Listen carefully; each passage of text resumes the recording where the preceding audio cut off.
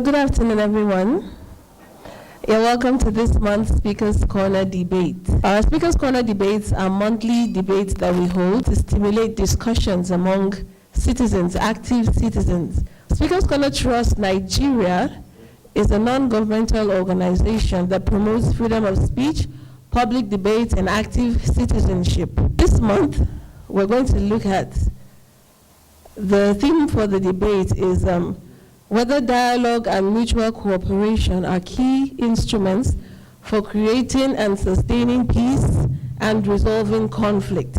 Incidentally, the 30th day of this month has been declared by United Nations General Assembly as the International Day of Friendship. The idea is that friendship between people, cultures, societies, and even individuals, they can inspire peace efforts and help to build bridges between communities.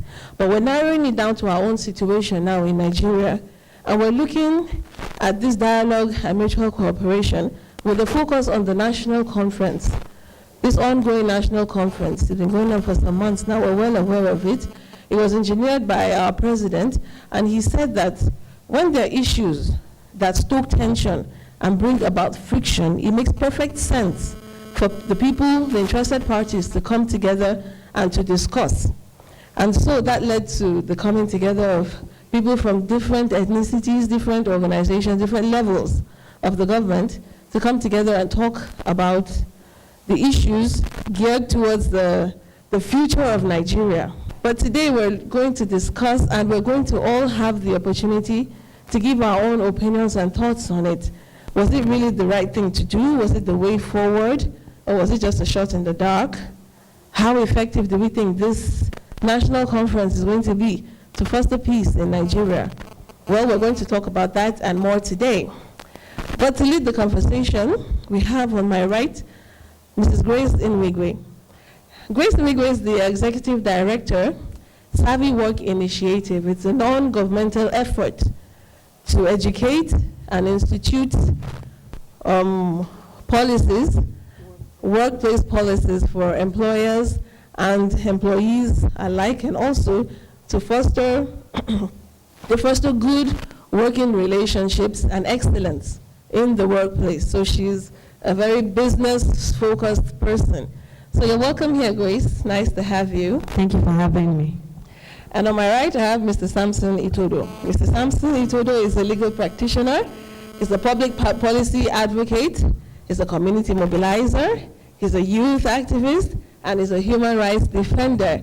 He is the head of research, policy, and advocacy, the Youth Initiative for Advocacy, Growth, and Advancement, YAGA.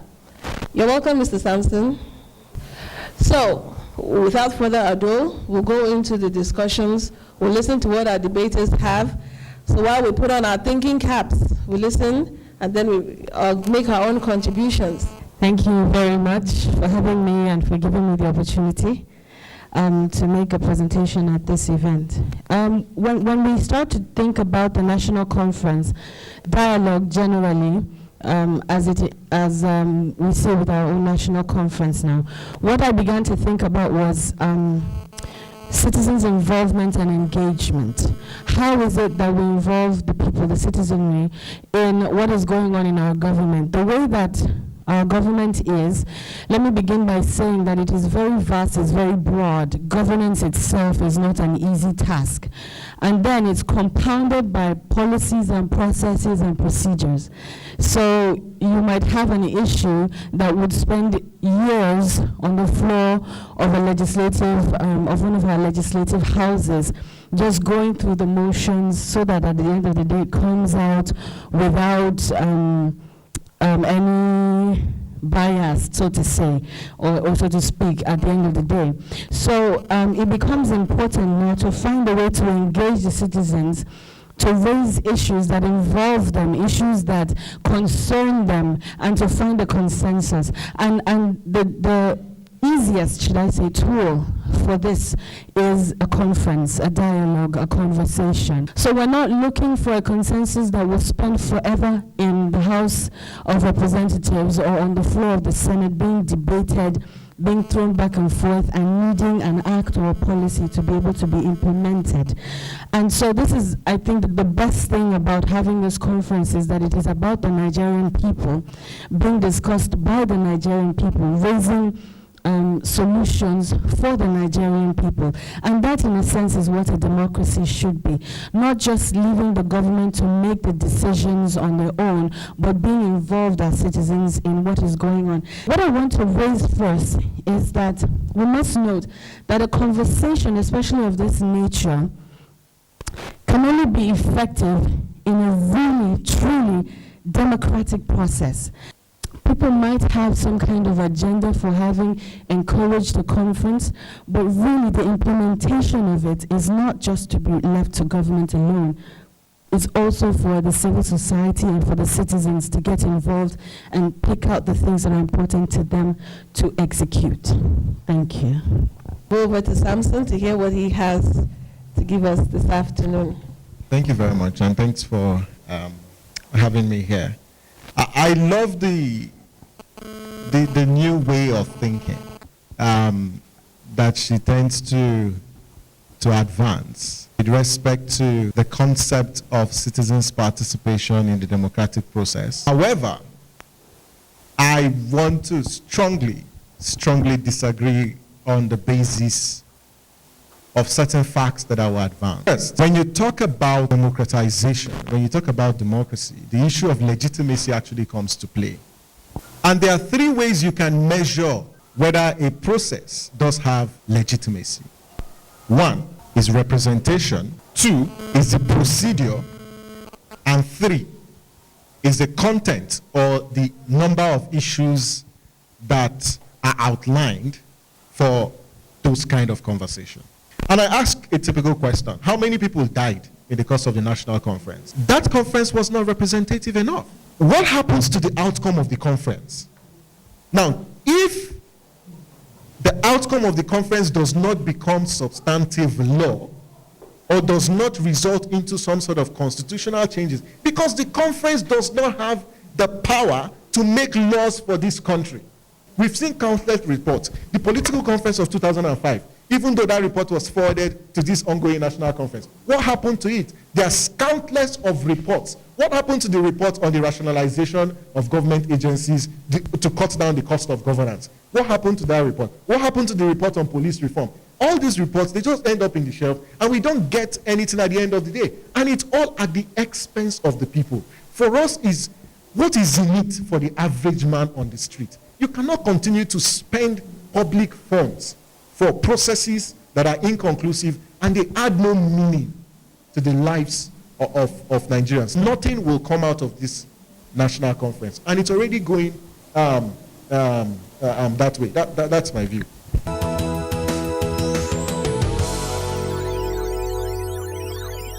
Good evening, all. My name is Mrs. Janet Arekbo. I'm from Women for Peace Initiative. Since we have been here talking, I thought you were supposed to invite at least all these government people like the senators, the honorable, and one of the ministers to come here. I hope this our talk here is not going to end here. People are suffering. Every day we talk, we are all tired of conference here, we are talking every day. Please, we want action. Something to happen. Not every day we sit down and talk, everything will end there. Where we are sitting, we just talk and sit on it. Please, we should go and meet the government, so the government should help us. There's a lot of poverty. Some children are suffering, women are suffering. A woman will just go to give birth, he will die because we don't have good medical facilities here. Please, they should just help us. What I would like to say is that it's not about us having a conference. Yes, it's good that we have a conference, but we need a movement. We need a movement of people going to the place, to the senators, to government officials, that is to people concerned, to go and share our views that we are tired. Because I've realized that corruption has eaten into the fabrics of the society. Not only the government officials, but even fellow Nigerians. They say government is corrupt. What about you? Have you started with yourself? They will keep on making comparison with the United States. Have you read the history of the United States? Have you read about Britain? how they became what they are now. Selfishness has crept into leadership, self-centeredness, selfishness, because they think of themselves, but they don't think of those people out there who voted them in, or the children, the upcoming generation that are coming on, and they have already started learning from their fathers that this is how it is. So it's time for us to take a movement out. Let's go, like the Gwen's, Chibok girls. Let us do our own movement and go there. We want result, or you leave your seat. Thank you. Actually, like Madam Elia said, dialogue can only be useful to us when we are ready to change. In this country, who is ready to change among us? Let's look at the filling station point. If there is any form of queue, the attendant will prefer to give to the last person for the fact that he knows the person. The worst case scenario, he will quarrel with the person. Why did you come early? You must not do that again. But thereafter, he's going to serve for him, not minding the one that is standing directly at the point. Do we need Jonathan to correct us? Dialogue can only be useful to us if we are ready to make changes. The only thing that works in Nigeria till now is corruption. Nothing is working. Doctors are on strike. Education, everywhere, left, right, center, everything is bad. But we need a political class that can think of another kind of thing other than themselves. They need to think outside the box. So the money that they spend for their comfort is too much. If they actually meant something for the good of the nation, I'm sure they would have sat down there for free. There was no need collecting the money. That money would have been used for something else. Thank you. My name is Dr. Dayo Kusa. What do I call myself? One of the first-line conveners of Speaker's Corner Trust Nigeria. There is no alternative to dialogue in any society. If the society must continue to remain Nigeria inclusive, dialogue is a sine qua non for the continued existence of any society. Even after the worst kind of crisis or war, you still come back to the table to dialogue if you must remain. So there is no amount of war, there is no amount of crisis. If we always remember that if we must remain one, or if we must remain with ourselves in one form or the other, there must be dialogue. The issues are the same. They will remain the same. But what determines whether we go forward from where we are is the dynamism in the content of the discourse. I rest my case. Thank you very much. So we thank you very much for all your contributions. And before I hand over to the guest debaters to respond, I just want to make, should I say, a little point or a little comment. The woman who I was actually looking at, Mrs. Arikbo, I think she's left. Speaker's Corner Trust is an organization that creates a platform for freedom of expression, public debate, and active citizenship. We are not an advocacy group or organization, but we do bring together advocacy groups, we do bring together government. I end on this note, that the present politician that we have today, the present government that we have today, does not or do not understand or hear any voice apart from the voices that come from the street. That is why they will do everything possible to shut down Bring Back Our Girls, because they get really uncomfortable when people are in the street. And it's one way to influence policy. Take it or leave it. We must continue to push as a people, because what happens is that our leaders who are among us and who have suffered like us go into positions of leadership and go wrong. What's happening there? You know, they're coming from among us. So we need to open these discussions. We need to talk about these things so that when those who are among us become leaders, they have heard these things already. We mentioned the challenges of previous conferences. Please understand that the previous conferences were held in a society that was not necessarily democratic.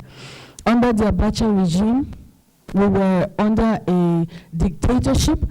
Under the Obasanjo regime, we were people who were just beginning to taste democracy and just beginning to understand that it is possible for the populace to make a difference. We were just beginning to understand it. And there are even now civil society organizations that are pursuing those reforms in their own agendas, in their own ways. We've seen in recent times organizations that have forced governments to pay attention to them. NAPEP was a civil society effort that became an agency. Okay, NACA was the same. It was somebody who opened dialogue with the government and said, we need to do this. And government saw reason with them and provided the funding and turned them into an agency. Maybe that's not a good idea at the end of the day, but then these things came to be because there was dialogue. Thank you very much. Can I have my colleague Aisha please come up and just give us a brief summary of the arguments and the whole discussions today?